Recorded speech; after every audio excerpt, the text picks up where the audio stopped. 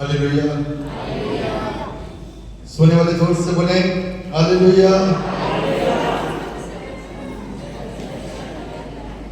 Christmas आ गया तब भी नहीं जाग रहे। परमेश्वर का धन्यवाद देते हैं सुंदर समय के लिए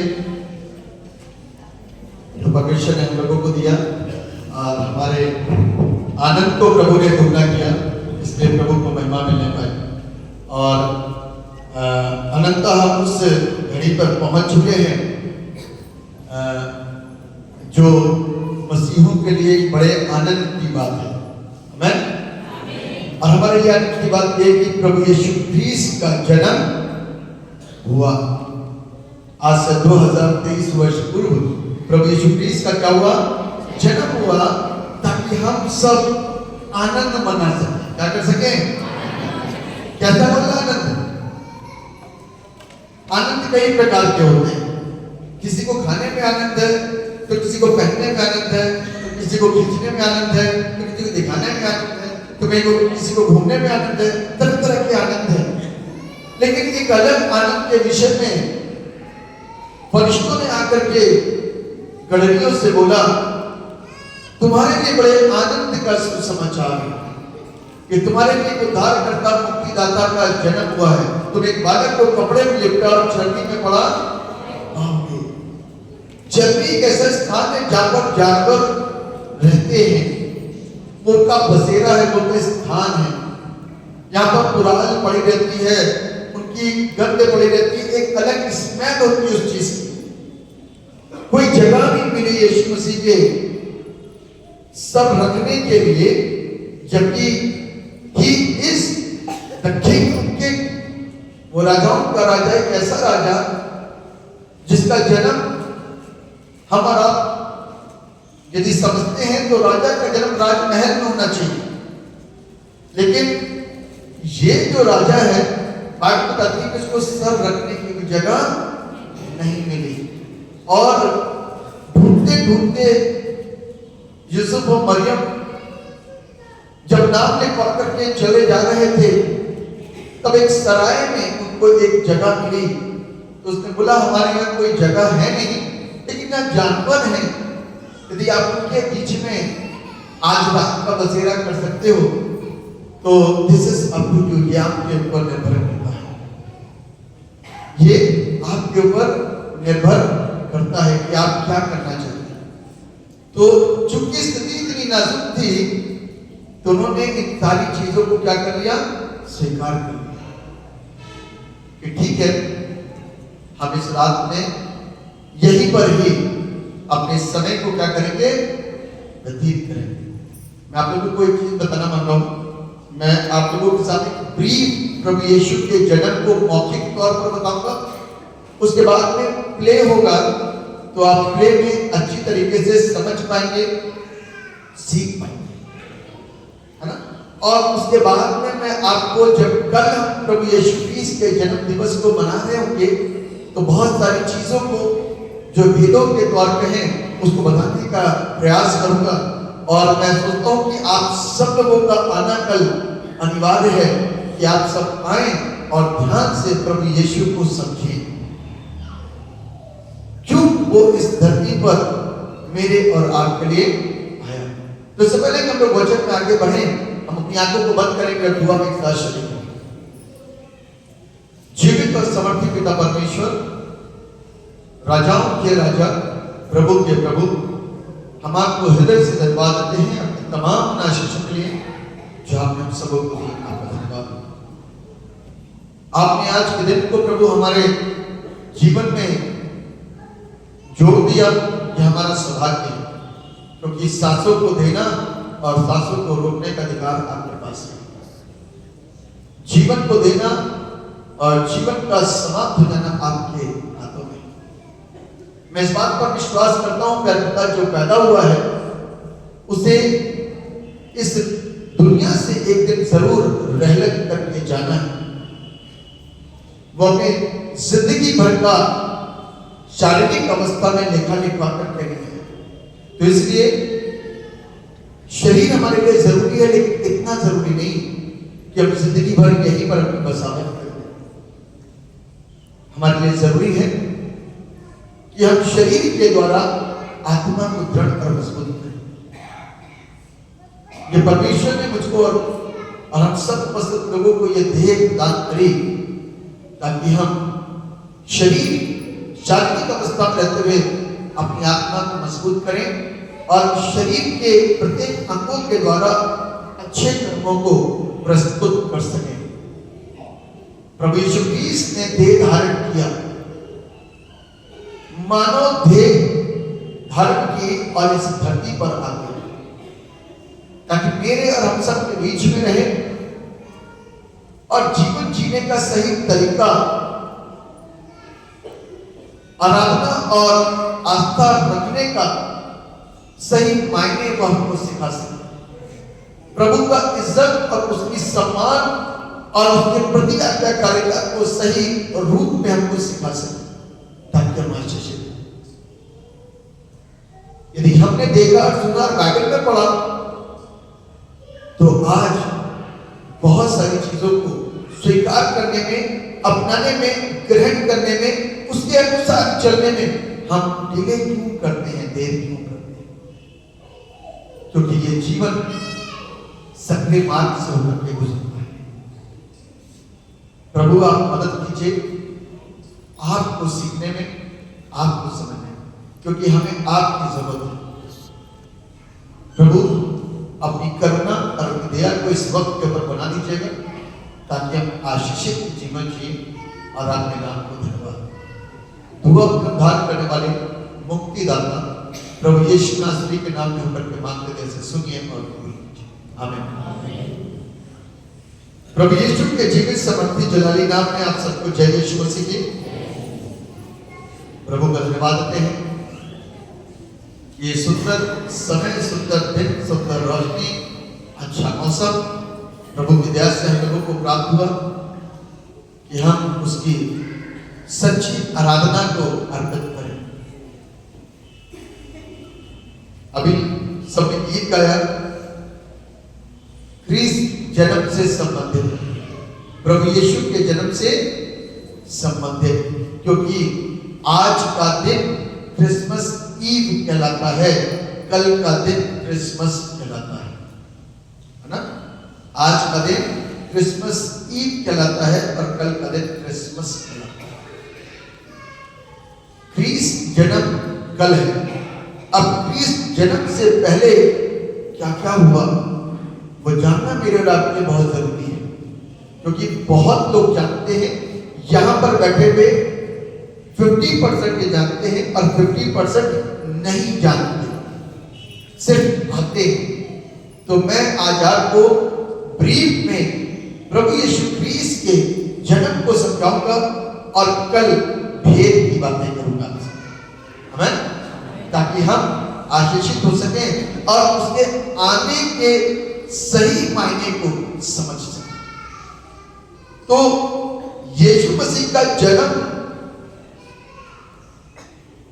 मेरे और आपके लिए हुआ। किसके लिए हुआ? जोर से बोल सकते हैं आप? खाना खा जाए तो और जोर लगा सकते हैं। मेरे और आपके लिए। हाँ, मेरे और आपके लिए हुआ, ठीक है। यीशु क्रिस्त का जन्म मेरे और आपके लिए हुआ, क्योंकि उसका संबंध सिर्फ उससे, पेड़ पौधों से नहीं है। बनाया उसने, सब कुछ बनाया, सब उसकी आज्ञा का पालन करते हैं, लेकिन मैं और आप ही उससे इतने दूर हैं। कितना टाइम हो गया, 2023 वर्ष यीशु मसीह को आए हुए, लेकिन अभी तक सारी दुनिया उसको जान नहीं पाई। अभी तक एक एक करके जान रहे हैं। अभी तक मैं और आप जानने के बाद में उसके पद चिन्हों पर चल नहीं पा रहे, क्योंकि मानवीय स्वभाव जो है ना, वो कहीं ना कहीं हमको और आपको हमारे पूरे जीवन, पुराने जीवन के प्रति जगा देता है। इसलिए यीशु मसीह को इस धरती पर आना पड़ा। यीशु का मतलब स्वयं परमेश्वर को इस धरती पर आना पड़ा। ध्यान से सुनिएगा, क्योंकि आप लोगों को इस शिक्षा का ग्रहण करना, इस शिक्षा का जानना बहुत जरूरी है। तो यीशु मसीह को अर्थात परमेश्वर को इस धरती पर इसलिए आना पड़ा ताकि वो हमारे चलने का जो तरीका है ना उसको करेक्ट कर सके। क्या कर सके? सही कर सके। आपने देखा हो, सिंपल सी बात है, छोटा बच्चा है। अब छोटे बच्चे क्या करें? छोटा बच्चा आपके मोबाइल को लेकर के पानी में डाल दे तो कितने माँ बाप खुश होंगे जब 25-30 हजार का मोबाइल होगा? खुश तो होंगे कि नहीं होंगे? मेरे बच्चे ने बड़ा नेकी का काम करा, मेरे 25-30 हजार पानी में डुबो दिए। या आपके टीवी स्क्रीन के ऊपर पेचकस मार करके उसको बिल्कुल सुधार दे तो कितना अच्छा लगेगा, है ना? आप करेक्ट करोगे, 2-1 मिला क्या कर रहे हो? 30,000 का नुकसान करा और 70,000 का नुकसान मार के करा, डांटोगे, करेक्ट करोगे। और प्रभु यीशु मसीह ने मेरे और आपको बचाने के लिए और करेक्ट करने के लिए इस धरती पर क्या हो गया? मानव रूप धारण करके आया। कैसा रूप? क्योंकि और कोई रूप से हम समझ ही नहीं रहे थे। राजाओं की भाषा हमको समझ में नहीं आ रही थी, नदियों की भाषा हमको समझ में नहीं आ रही थी, है ना? किसी की भाषा हमको नहीं समझ में आ रही थी। लेकिन जब यीशु मसीह आया ना तो बहुतों को भाषा समझ में आने लगी। आमीन। बहुतों को क्या होने लग गया? भाषा समझ में आने लगी कि यीशु मसीह जगत का मुक्तिदाता है। इसीलिए उन लोगों ने योजनाएं बनाना शुरू कर दी। क्या करना शुरू कर दिया? योजनाएं बनाना शुरू कर दी कि इसको किसी तरीके से क्या करो? मार दो। क्या करो? मार दो। और लोगों की योजनाएं क्या होने लगी? विफल होने लगी, क्योंकि उनको पता चल गया कि एक्चुअल में ही इज किंग, है ना? जो ये कहता है कर देता है ना? जो ये कहता है कर देता है। मुर्दों को ये जिंदा कर रहा है, लंगड़ों को ये चला रहा है, अंधों को ये आंखें दे रहा है, गूंगों को बोलने की शक्ति ये दे रहा है, अपाहिजों को ये ठीक कर रहा है, झोले के मारे को ये चक्का कर रहा है। जो ये कहता है कर देता है। और कितने लोग इसकी भाषा को समझना शुरू कर दिए, कितने लोगों ने इसके पीछे चलना शुरू कर दिया, कितने लोगों ने इसकी बातों को मानना शुरू कर दिया है। लोगों को चिंता होने लगी, क्योंकि जानते तो ज्यादातर हैं, पढ़े लिखे लोग जल्दी यीशु को समझते हैं, लेकिन थोड़े कम पढ़े लिखे लोग देर में समझते हैं यीशु मसीह को, है ना? क्योंकि उनको उनकी आवश्यकताएं ही जरूरी होती हैं। लेकिन पढ़े लिखे लोग जो है ना जल्दी समझते हैं। तो जो शास्त्री और फरीसी थे ना वो जानकार थे, उन लोगों को सारी चीजें और सारी बातें क्या थी पता चलने लग गई थी। तो एक ने आवाज उठा करके बोला, सोचो तो सही, भीड़ उसके पीछे हो चुकी है। सोचो तो सही, भीड़ उसके पीछे हो रही है। अब भीड़ की भीड़ यीशु मसीह के पीछे चलनी शुरू कर दी, क्योंकि उद्धारकर्ता का जन्म हुआ। आज मनुष्य की जरूरत, उनकी सबसे पहली आवश्यकता क्या है? उनकी सबसे पहली आवश्यकता यह है कि उनकी आवश्यकताएं पूरी हो जाए, खाने को भोजन मिल जाए, रहने को शेल्टर मिल जाए, है ना? और उनको सारी सुख सुविधाएं मिल जाए। यदि बीमार है तो चंगे हो जाए, यदि बीमार है तो चंगे हो जाए, अंधे हैं तो देखने लग जाए। ये आवश्यकता है, मूल आवश्यकताएं हैं ये। और प्रभु यीशु मसीह को मालूम है कि इंसान की जरूरत और आवश्यकता क्या है, इसीलिए प्रभु यीशु मसीह ने क्या करा? लोगों को जीवन देना शुरू। जीवन इतनी आसानी से नहीं मिलता। यीशु मसीह अपने साथ में क्या लेकर के आए थे? जीवन लेकर के आए। क्या लेकर के आए? जोर से बोल सकते हैं आप? जीवन लेकर के आए। जीवन कई तरीके से मिलता है। हम बिल्कुल स्वस्थ हैं, लेकिन क्या है? अज्ञानी हैं, और हमको ज्ञान मिल जाता है तो उसको क्या बोलते हैं? जीवन मिल गया। हमारे पास आंखें हैं, लेकिन फिर भी प्रॉपर तरीके से, सही तरीके से इस कलाम को नहीं देख पाते। तो आंखें जिस दिन खुलती हैं, आत्मिक आंखें, उस दिन क्या मिल जाता है? जीवन मिल जाता है ना? उस दिन क्या होता है? जीवन मिल जाता है।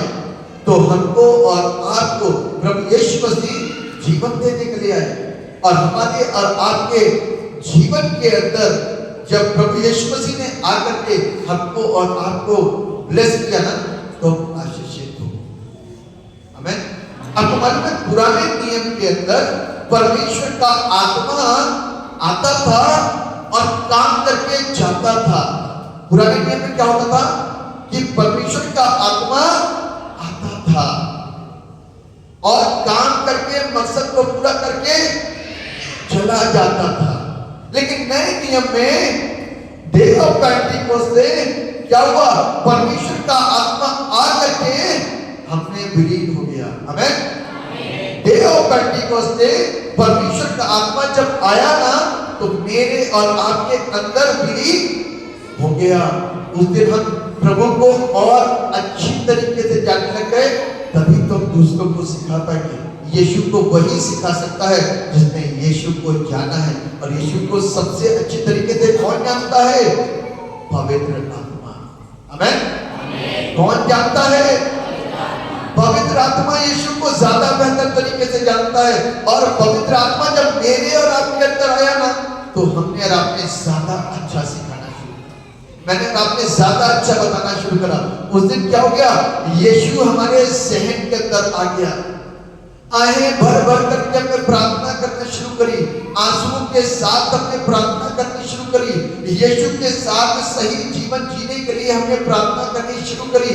यीशु के प्रति वफादार रहने के लिए, ईमानदार रहने के लिए हमने प्रार्थना करनी शुरू करी। और प्रभु का काम हमारे जीवन के अंदर स्पीड के साथ में होना शुरू हुआ। और अब हम जैसे थे, दिखते तो वैसे ही हैं, लेकिन अंदर का सिस्टम चेंज हो गया। आमीन। जैसे दिखते थे ना, वैसे ही दिख रहे हैं, लेकिन अंदर का सिस्टम चेंज हो गया। प्रभु यीशु मसीह मालूम है एक्चुअल में सिस्टम चेंज करने के लिए आया। आमीन। क्या चेंज करने के लिए आया? सिस्टम। मालूम है इसके अंदर एक ऐसा सॉफ्टवेयर पड़ा हुआ था, बात बताती है, एक ऐसा सॉफ्टवेयर है कि जो कुछ भी उत्पन्न होता है ना, बुरा ही उत्पन्न होता है। लेकिन यीशु मसीह के आने के बाद में ऐसा सॉफ्टवेयर आया, जो कुछ भी उत्पन्न होता है अच्छा ही उत्पन्न होता है। क्योंकि जो सॉफ्टवेयर मेरे अंदर अब डाला गया ना, वो पवित्र आत्मा के द्वारा डाला गया। किसके द्वारा?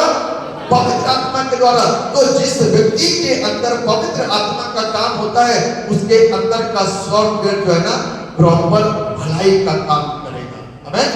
वो गड़बड़ी नहीं कर सकता। यही तो प्रभु यीशु क्रिस्ट का जन्म है। आपने प्रॉपर 25 तारीख को मनाना तय कर लिया, ठीक है, कोई बात नहीं। लेकिन यदि आज आपकी लाइफ में, मेरी लाइफ के अंदर पवित्र आत्मा का काम हो गया ना, आप कल नहीं रोगे, आज रोगे। आमीन। आप कल की इंतजार नहीं करोगे, आप आज वो काम करोगे। आमीन। आप एक साल के बाद गवाही देने के लिए नहीं सोचोगे, आज गवाही दोगे, क्योंकि आपका सॉफ्टवेयर क्या है? चेंज हो गया है। आमीन।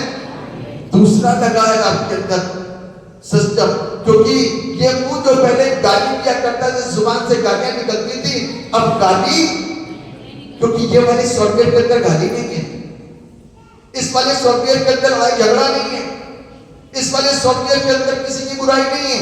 लेकिन जिसके अंदर ये काम हो रहा है ना, तो बिब्लिकली हमको और आपको समझ लेना चाहिए कि अभी सॉफ्टवेयर के अंदर थोड़ा सा कमी है। आ तो गया है लेकिन अपडेट नहीं हो रहा है, आ तो गया है लेकिन ढंग से अपडेट नहीं हो रहा है। इसलिए पुराना वाला सिस्टम काम करता है। क्या करता है? पुराना वाला सिस्टम काम करता है। मेरे प्रियो, मैं आज आपको एक सुंदर सी बात बताना चाहता हूं, क्योंकि जब मैं एक दिन बैठा हुआ था, सोच रहा था या कहीं था, तो परमेश्वर ने मेरे को बताने को बोला, तो इसलिए मैं आपको जितने लोग यहाँ बैठे ना, सबको अपडेट करना चाहता हूँ, बताना चाहता हूँ कि धोखा ना खाओ। परमेश्वर ढट्टों में नहीं उड़ाया जाता। बहुत सारे लोग उसको ढट्टों में उड़ाते हैं, बहुत सारे लोग उसको ढट्टों में उड़ाते हैं। आप अभी तक प्रभु को जाने नहीं, नाम सुना है बस, चकाई लगती है बस, आनंद आता है बस, झूम लेते हो बस, लेकिन अभी तक ढंग से प्रभु को जाने नहीं हुआ, अभी तक जीवन दिया नहीं है उसको। अभी तक समर्पित हुए नहीं हो, अभी तक वो पीड़ा जच्चा जैसी पीड़ा उत्पन्न नहीं हुई है।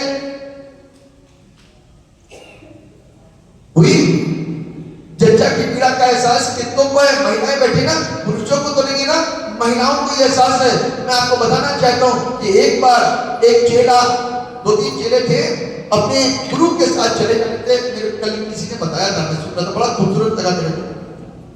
अपने गुरु के साथ चले जा रहे थे और गुरु से एक प्रश्न उन्होंने कहा कि हम स्वर्ग के राज्य में कैसे पहुंचेंगे? तो गुरु खामोश रहा।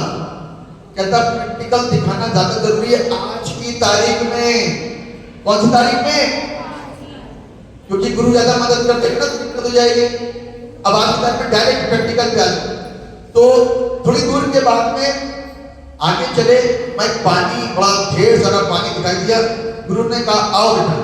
गुरु ने उसकी गर्दन पकड़ी और पानी में उसका मुंह डुबो दिया, है ना? क्या करा? पानी में उसका मुंह डुबो दिया। अब वो छटपटाने लग गया।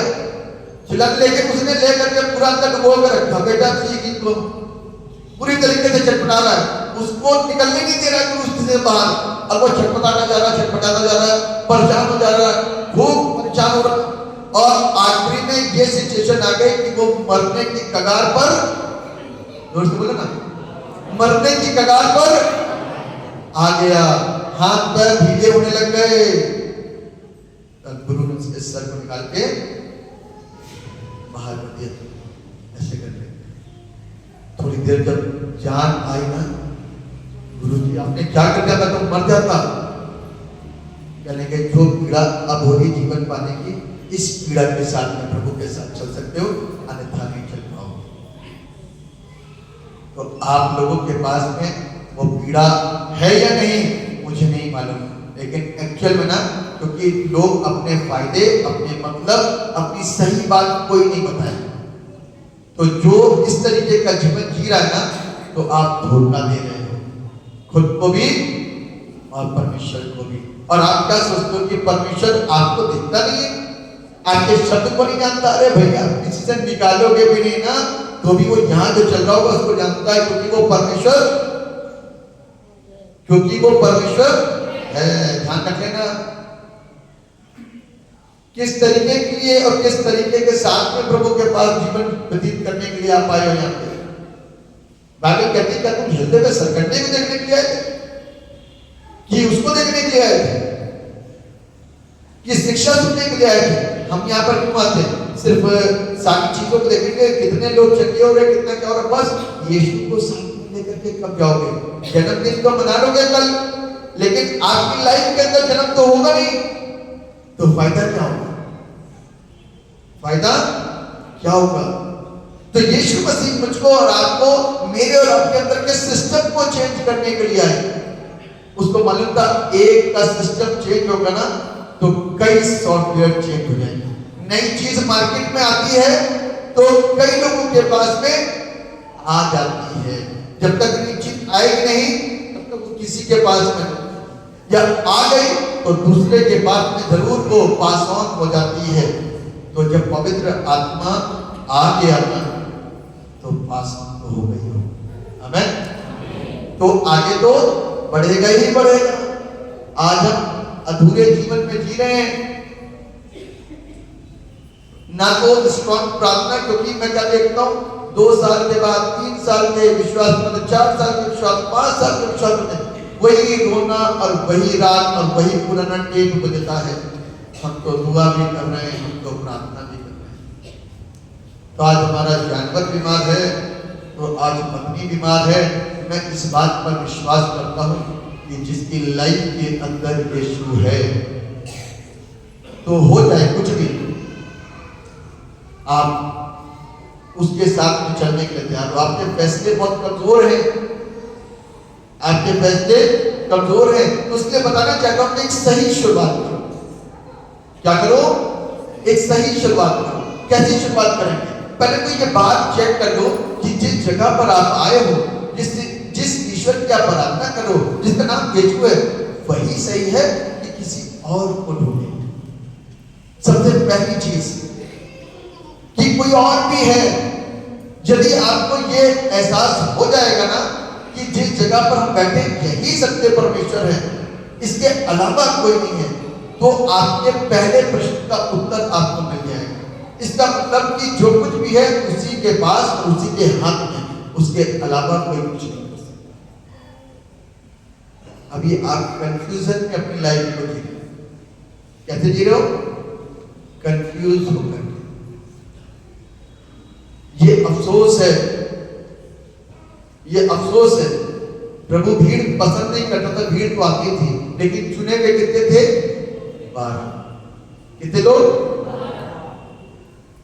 यूहन्ना रचित सुसमाचार उसके 20 अध्याय में, यूहन्ना रचित सुसमाचार उसके 20 अध्याय में चेलों का जीवन बदला गया। वहां पर सॉफ्टवेयर डाला गया, ठीक है ना? वहां पर क्या हुआ? वो सॉफ्टवेयर प्रभु ने उनके अंदर बिल्ड कर दिया। इनके अंदर, चेलों के अंदर। चेले संसारिक थे, डर के बैठे थे, पब्लिक आएगी, मारेगी, जैसे हमारे गुरु को मार दिया है, जैसे हमारे धर्मी को मार दिया है, वैसे हमें भी पकड़ेगी, मारेगी और ऐसा बोलेगी और वैसा बोलेगी। समाज में लोग बुरा कहेंगे, इसमें लोग बुरा कहेंगे, और चल ले यीशु के साथ, और कर ले प्रभु के आराधना दे। तूने आराधना करी, तेरे घर में किसी की टांग टूट गई, तू चर्च गया, तेरे घर में देख बीमार हो गया, तूने चर्च जाना शुरू करा, तेरे घर के अंदर ऐसा हो गया। ये आपके साथ कितनी घटनाएं हैं। आपको भी लोग इस तरीके से बोलते हैं, और इसीलिए यीशु मसीह बीच में आया ताकि वो मेरी और आपकी परिस्थितियों में होकर के आपके जीवन और मेरे जीवन के अंदर काम को करे, और आपको एक्चुअल फोटो दिखाए, एक्चुअल आईना दिखाए कि एक्चुअल में हम हैं क्या। नाम के ईसाई की काम वाले भी हैं, काम वाले प्रभु से मुंह नहीं मोड़ते, ध्यान रख लेना। यहाँ तो एक डांट पड़ने के बाद में 1 साल तक मोड़ा जा सकता है, क्योंकि आप चर्च यीशु के लिए नहीं, आप पादरी साहब के लिए आ रहे हैं। देखो जी, एक्चुअल बात है, बिल्कुल सही बात। यहाँ एक डांट और एक फटकार पड़ी, किसी को भी सही बात बोली गई तो उसको बुरा लगता है, तो 1 साल 2 साल चर्च कट ऑफ, चर्च से कोई मतलब नहीं, क्योंकि पादरी साहब ने डांट दिया। और जिस दिन यीशु मसीह डांटेगा उस दिन क्या कर लोगे? उस दिन मुंह मोड़ लोगे। अब यीशु की आवाज आती नहीं है। बाइबल कहती है कि यीशु की आवाज प्रभु के लोगों के माध्यम से पहुंचती है। बाइबल बताती है यीशु मसीह को, परमेश्वर पिता को यीशु के माध्यम से लोगों ने समझा था। हमें पिता को दिखा दे, हमें परमेश्वर को दिखा दे। पिता को झेल नहीं पाए थे लोग। तब यीशु मसीह कहता है जो मैं अपने पिता को करते हुए देखता हूं वही मैं बोलता हूं। अभी भी आप बीमार बने रहोगे, अभी भी आप कष्टों में रहोगे, अभी भी समस्याओं में बने रहोगे, क्योंकि ये मानवीय शरीर है। होगा, लेकिन दुष्ट आत्मा काम नहीं करेगी यदि आपका फेथ लेवल मजबूत है तो। कोई ना कोई तो कमी है, कोई ना कोई तो घर के अंदर छेद है जहां से पानी लीक कर रहा है, कोई ना कोई तो कमजोरी है जहां से पानी लीक कर रहा है, कोई ना कोई बात है जिसकी आवाज एक सिरे से कोने से वहां तक पहुंचती है। यूहन्ना 20 के अंदर जब यीशु मसीह आए तब प्रभु ने उनको ब्लेस किया, कहता लो तुमको पवित्र आत्मा देता हूं। और जिस दिन वो पवित्र आत्मा से भरे ना, उस दिन वो कहां दिखे? ऊपरी कोठरी के अंदर कि कोठरी से बाहर? कहां थे चले? हैं? जिस समय पवित्र आत्मा दिया गया ना, मैं आपको बताना चाहता हूं, जिस समय पवित्र आत्मा दिया गया उस समय वो कोठरी में डर के मारे बैठे हुए थे, क्योंकि यीशु बंद दरवाजे से अंदर गया था। मालूम है आपको कैसे दरवाजे से गया था? बंद दरवाजे से प्रभु यीशु मसीह की एंट्री हुई थी। और उसके बाद में जब यीशु मसीह की एंट्री हो गई, यीशु मसीह ने कहा मेरा जाने का वक्त है, लो मैं तुमको पवित्र आत्मा देता हूं। और चेलों के ऊपर जैसे ही पवित्र आत्मा आया, चेलों की बुद्धि यहां तो सॉफ्टवेयर पड़ा था ना, वो चेंज हो गया। दरवाजे खुल गए, अंदर से कुंडियां लगी थी, अंदर से सांकले बंदी खोल दी गई। आपके अंदर भी बहुत सारे सांकले लगी हैं, बंद करके रखता है, डर के भरे हो ना, उसको खो दो और अपने कमरों से बाहर निकल के आओ। जैसे चेले बाहर निकल के आए, और आज ये चेलों की मेहनत है कि हम यहाँ पर खड़े होकर के आराधना को कर रहे हैं। यीशु को कौन जानता था?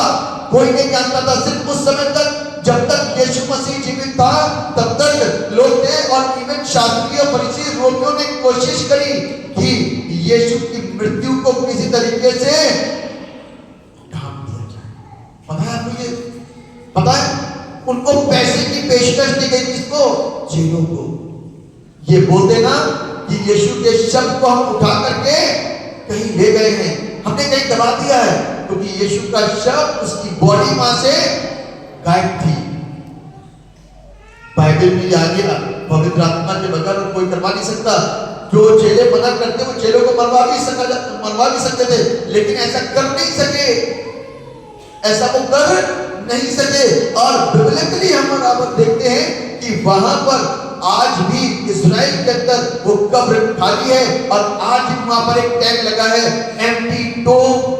हमारा के अंदर से अभी तक वो कुंडे लगा करके रख रहे हैं, दरवाजा खोलना पसंद नहीं करते। और यीशु कहता है, I am at the door, मैं दरवाजे पे खड़ा हुआ हूं, जो कोई इस दरवाजे को खोलेगा तो मैं भीतर आऊंगा।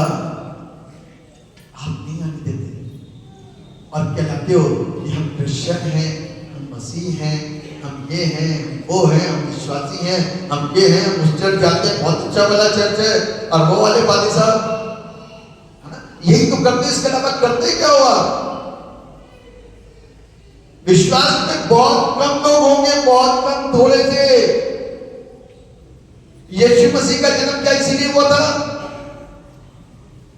यीशु मसीह का जन्म इसलिए हुआ था जब आदम से परमेश्वर के संतानें पैदा नहीं हुई ना, तो यीशु को, उस परमेश्वर को इस धरती पर आना पड़ा। पवित्र आत्मा के द्वारा संतानें पैदा होनी शुरू हो गई। जब चेलों के बाद से और प्रेरितों के बाद से जो लोगों ने विश्वास करते चले गए, तो आत्मिक औलादें पैदा होनी शुरू हो गई। बाइबल क्या कहती है? बाइबल क्या कहती है? ये आत्मिक औलादें क्या करेंगी? प्रभु को महिमा देंगी। किसको महिमा देंगी? प्रभु को बताएंगी। किसको बताएंगी? प्रभु के विषय में बताएंगी, प्रभु की बातें करेंगी। क्योंकि बहुत सारी पत्नियां, मेरा पति ऐसे, मेरे बच्चे ऐसे, मेरा परिवार ऐसा, मेरा जो, एक दिन जब पवित्र आत्मा की लाइफ के अंदर आएगा ना, तब आप बोलोगे मेरा प्रभु ऐसा, मेरा यीशु ऐसा, मेरा खुदा ऐसा, मेरा परमेश्वर ऐसा। लेकिन जैसे बोलोगे ना, वैसे जीना शुरू करो। आपको एक बात बताऊं, अपने जीवन के अंदर एक ऐसे डेस्टिनेशन पर आ जाओ जहां पर मृत्यु सबसे लास्ट चीज होती है। क्या होती है? उससे डरना छोड़ दो। मृत्यु से डरना छोड़ दो। चेलों ने क्या करता? मृत्यु से डरना छोड़ दिया था। जो मृत्यु से डरना छोड़ेगा ना, वो यीशु के साथ चल सकता। जो मृत्यु से डरता रहेगा ना, तो उसको समाज दिखाई देगा, उसको परिवार दिखाई देगा, उसको सब दिखाई देगा। यीशु कभी नहीं मरेगा था। संसार के सारे लोग, सारे रिश्ते नाते सब समाप्त हो जाएंगे। हम और आप जो देख रहे हैं सब समाप्त हो जाएंगे, लेकिन यीशु कभी समाप्त नहीं होगा। He is God. Amen. He is God. वो परमेश्वर है, उसका अंत नहीं होगा। बाइबल कहती है वो आदि और अंत और अल्फा और ओमेगा है, उसका अंत नहीं होगा। उसका जन्म ही इसीलिए हुआ ताकि वो मुझको और आपको क्या करे? बाप के बंध से अपने पवित्र लहू को बहा करके ऐसा। जन्म तो मनाने जा रहे हो, प्रभु के लिए कल क्या करोगे?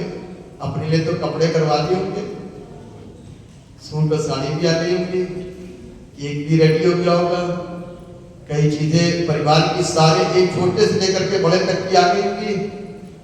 चर्च के लिए, प्रभु के लिए क्या करोगे? Do you have something to give him?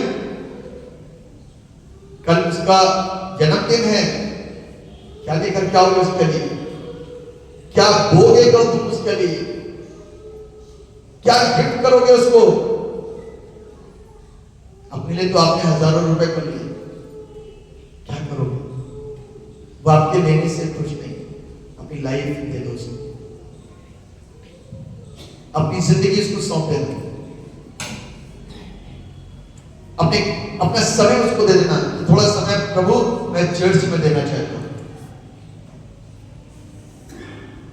थोड़ा टाइम प्रभु मैं चर्च में देना चाहता हूं, कुछ चर्च को सपोर्ट करना चाहता हूं, ये काम करना चाहता हूं,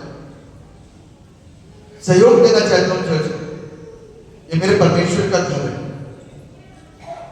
यहां पर बीड़ी सिगरेट दारू पीकर जाएंगे तो आपको बड़ी जलन लगेगी, तो व्हाट यू डू, आप क्या कर रहे हो? ऐसा बनाओ कि आपको देख करके लोग आपको देख करके डरे।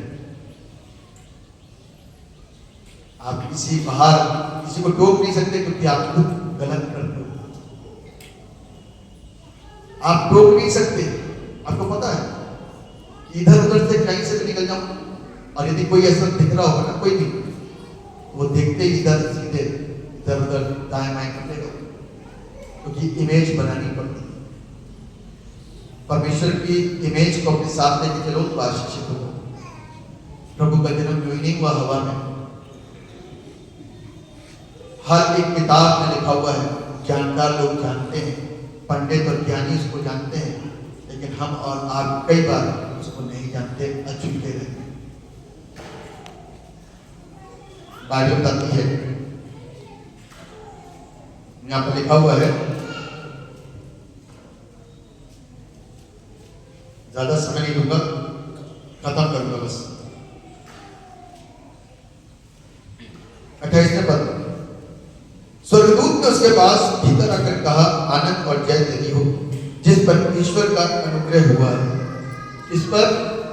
जिस पर ईश्वर का अनुग्रह हुआ है, प्रभु तेरे साथ है। वो उस वचन से बहुत घबरा गई। कौन? मरियम। आप सोचो, मरियम को कभी सोचा किसी ने? Have you ever think on Maryam? कभी मरियम के ऊपर सोचा? वो एक स्त्री थी, क्या थी? सोचो, एक बच्ची पैदा हुई, 10 साल की हुई, पहले 5 साल की, 10 साल की हुई, 12 साल की, 14 साल की, 15 साल की, 20 साल की।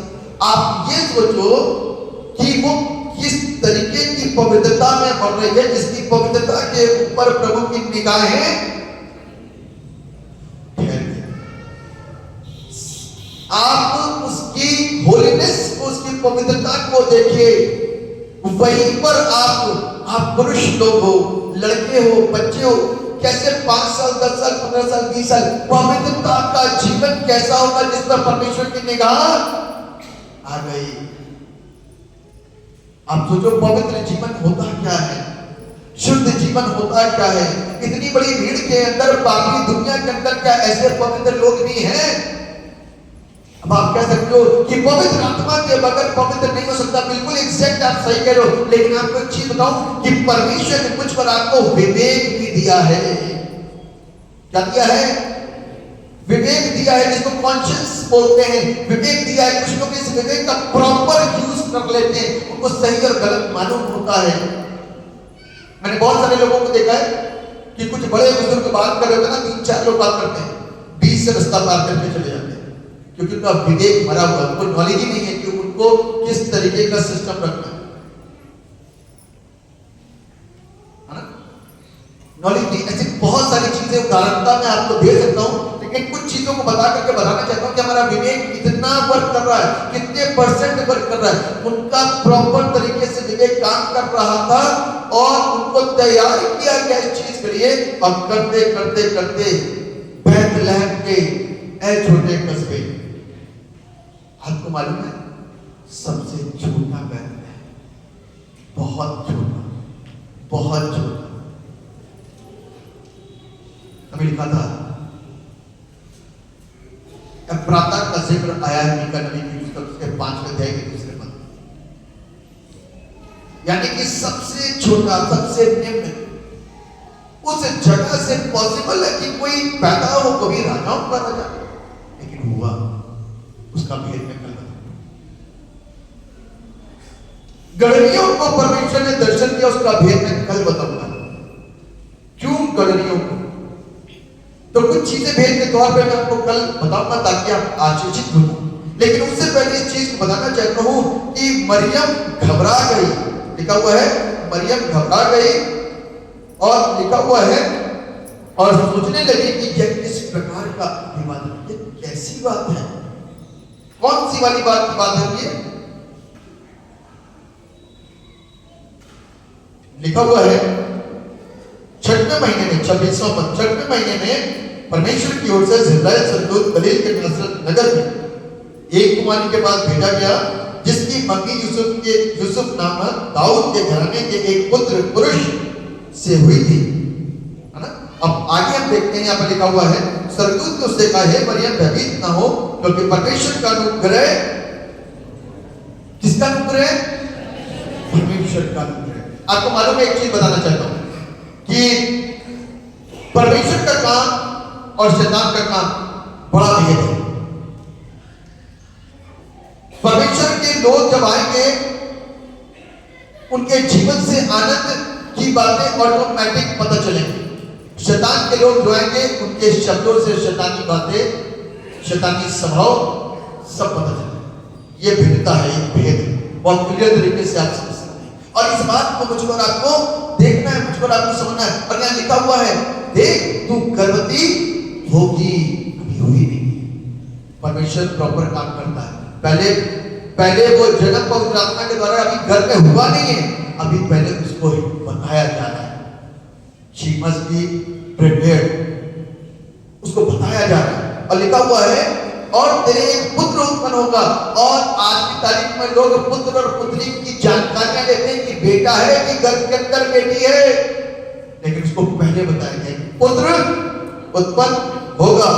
और लिखा हुआ है, और तू उसका नाम यीशु रखना, वो महान होगा और परम प्रधान का पुत्र कहलाएगा, और प्रभु परमेश्वर उसके पिता दाऊद का सिंहासन उसको देगा, और वो याकूब के घराने पर सदा राज्य करेगा, और उसके राज्य का अंत ना होगा। याकूब के घराने पर क्या करेगा? सदा राज्य करेगा। आपको मालूम है कि याकूब का नाम क्या था?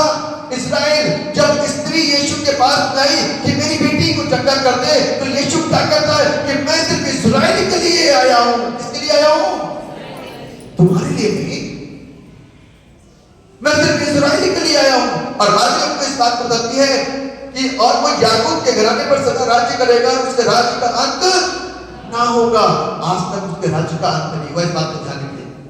आप क्या विश्वास से वापस चले जाओ, लेकिन आपके बदले में 4 और आगे खड़े होंगे। आप उनको कितना धोखा दो, आप धोखा दो, चले जाओगे, लेकिन फिर भी लोग आएंगे, क्योंकि ये भविष्यवाणी है। आमीन।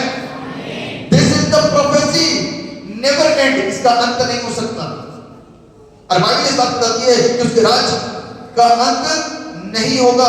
मरियम ने स्वर्गदूत से कहा, ये कैसे होगा? मैं तो उस पुरुष को जानती ही नहीं। स्वर्गदूत ने उसको उत्तर दिया, पवित्र आत्मा तुझ पर उतरेगा। क्या होगा?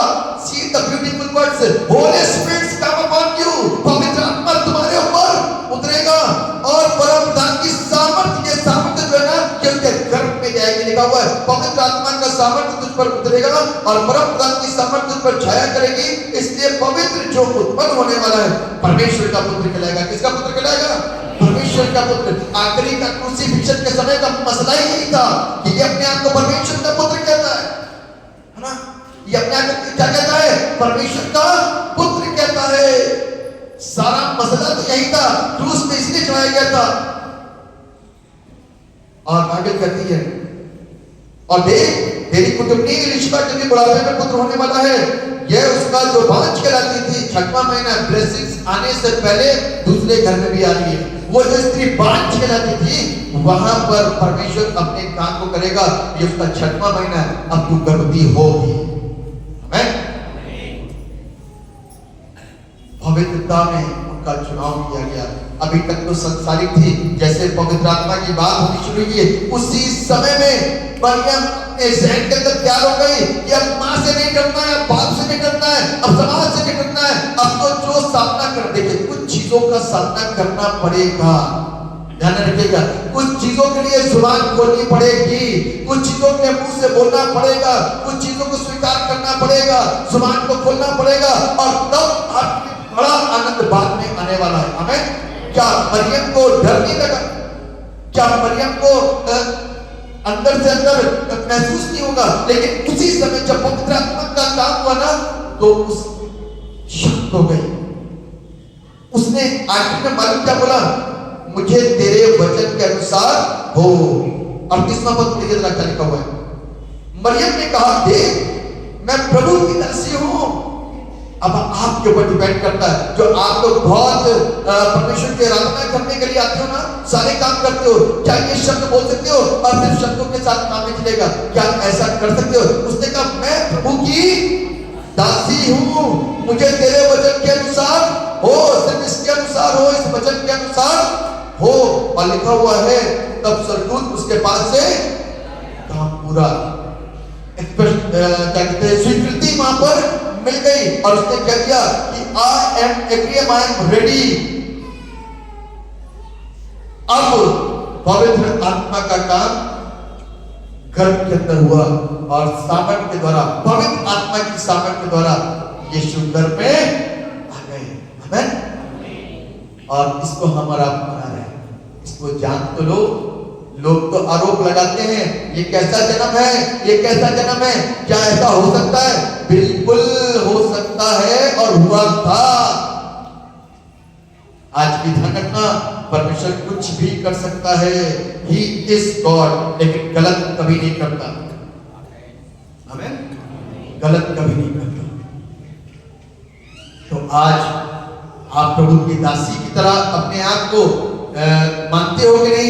आप परमेश्वर के दास के समान मानते हो कि नहीं मानते हो? यूसुफ के पास में भी फरिश्ता पहुंचा था, यही जिब्राइल, पहले मरियम के पास, फिर यूसुफ के पास में। दोनों को मेंटली प्रिपेयर करा गया। जब अपनी पत्नी को लेकर गया, तो यूसुफ परमेश्वर का दास था, और वो गया अपनी पत्नी को लेकर के। जब दोनों की मुलाकात हुई होगी ना, तो दोनों डरे होंगे, एक बात तो बात करी होगी, लेकिन दोनों परमेश्वर के भय मानने वाले थे। दोनों ने स्वीकार किया और अब चल पड़े।